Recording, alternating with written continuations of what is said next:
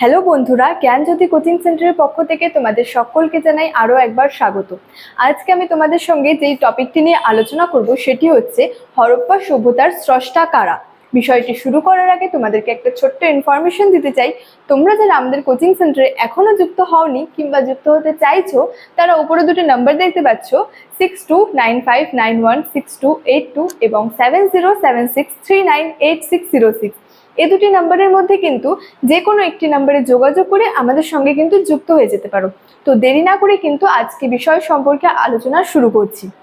তো দেখো, হরপ্পা সভ্যতার স্রষ্টা কারা। তো হরপ্পা সভ্যতা হচ্ছে বিশ্বের মধ্যে সর্বপ্রথম হচ্ছে নগর কেন্দ্রিক সভ্যতা। তো এই যে এত উন্নত সভ্যতার স্রষ্টা কারা, এই বিষয়ে এই সম্পর্কে কিন্তু ঐতিহাসিকদের মধ্যে নানা হচ্ছে মতভেদ রয়েছে, তারা কিন্তু একমত ছিলেন না। তো এই বিষয়ে হচ্ছে মূলত যে হচ্ছে চারটি মতের কথা বলা হয়েছে। সেই চারটি মত কি ছিল?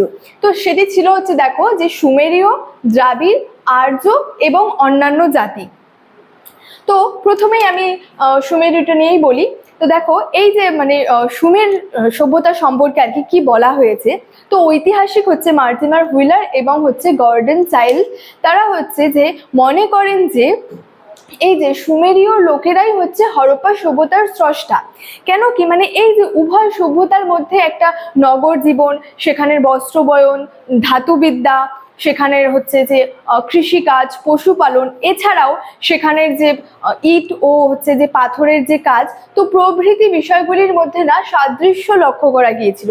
তো এই বিষয়গুলির মধ্যে সাদৃশ্য লক্ষ্য করেই লক্ষ্য করা গিয়েছিল বলেই কিন্তু তারা আর কি এই মতগুলি কিন্তু দিয়েছেন।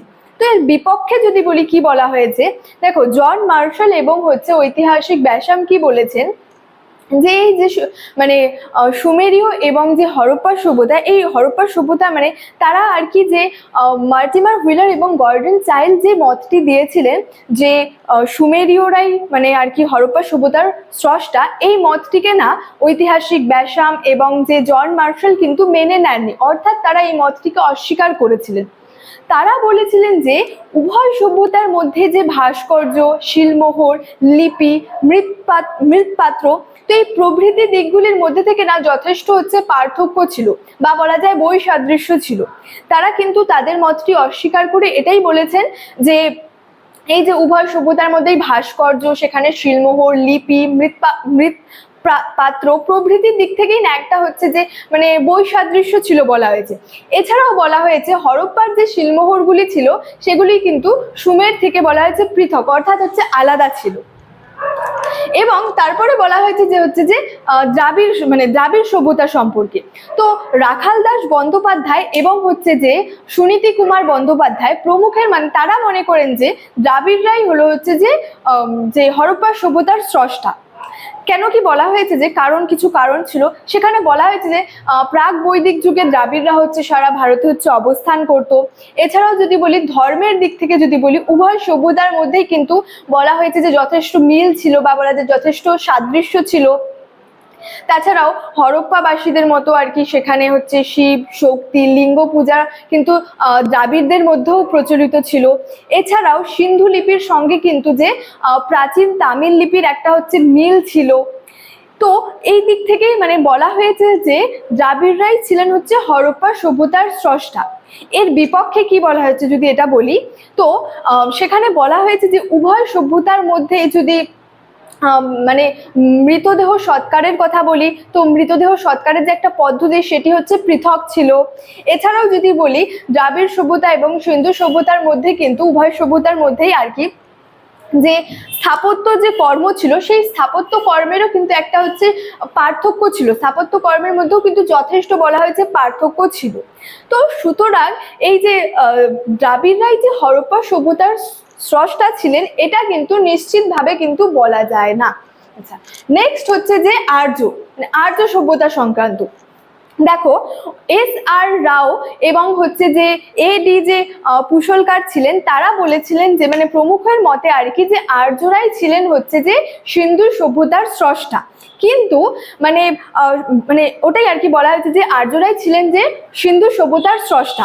এবং বলা হয়েছে যে তাদের মতে আর কি সেখানে যে খাদ্য, পোশাক, সেখানে যে জীবজন্তু, সেখানে যে বস্ত্রবয়ন প্রভৃতির দিক থেকে আর কি একটা সাদৃশ্য লক্ষ্য করে কিন্তু তারা এই মত কিন্তু দিয়েছিলেন।